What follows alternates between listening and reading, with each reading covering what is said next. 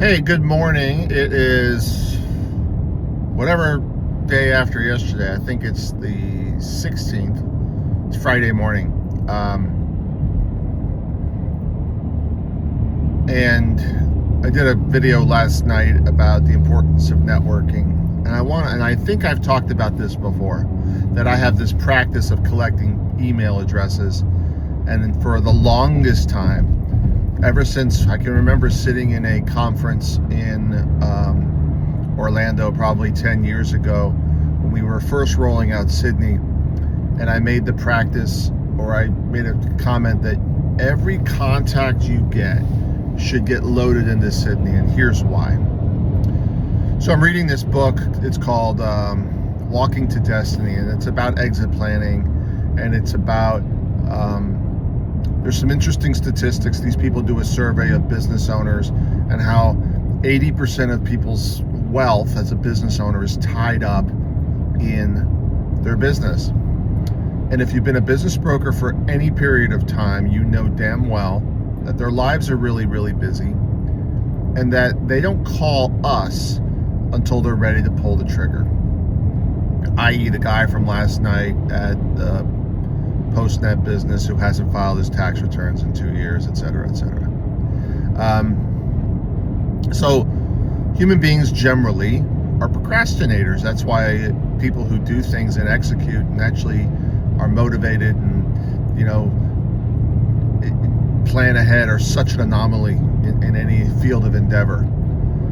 But they do consume data, and pay attention, they do consume data. Right now, I'm producing a video that's on a phone, and if you look around, I just want you to, hopefully you're in a crowd when you're watching this, or you're at the dinner table with your kids, or you're in a mall, look up and look around. Everybody's consuming data off of these devices.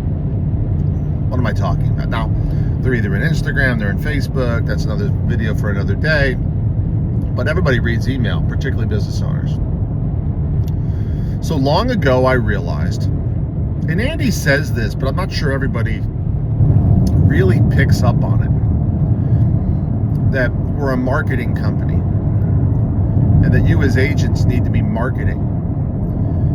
And also sometimes as business brokers, we have a real hard time translating the marketing that other professions do to our discipline, because we're trained in our professional careers and in our academic life to be specialists.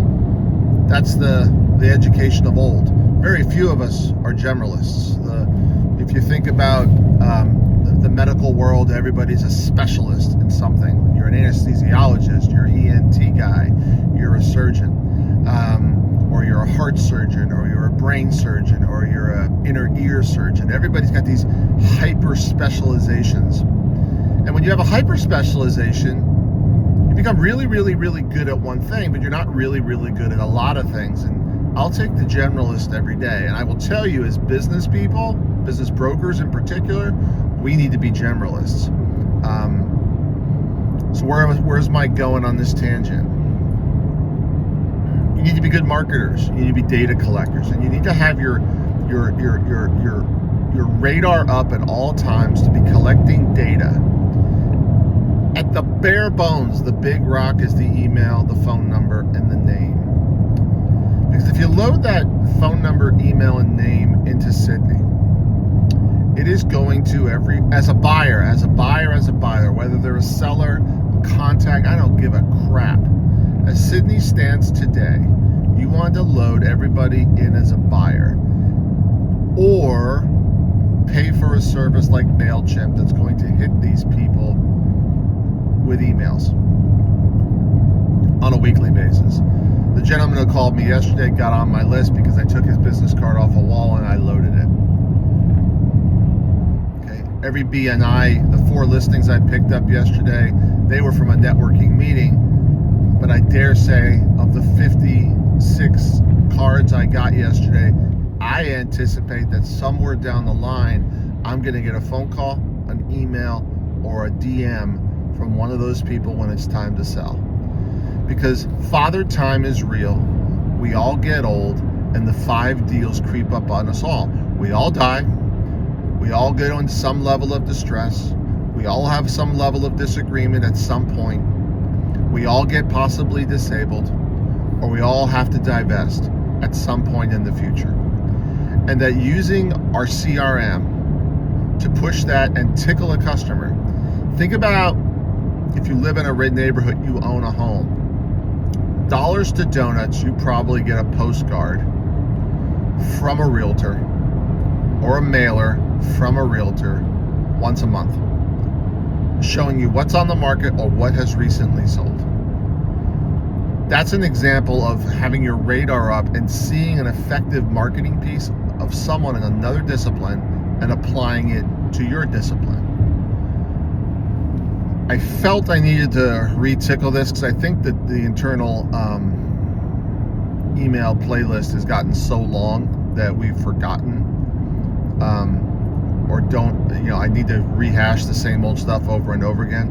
But don't change the big rocks, the things that have the biggest leverage to building your pipeline. I'll give you an example. I got an email from an office somewhere in the country last 2 days. They were asking me, how do we grow our Google business profile? And do we pay for those referrals? And I explained how that's a really, really dangerous thing to do, and it has to be done very, very carefully.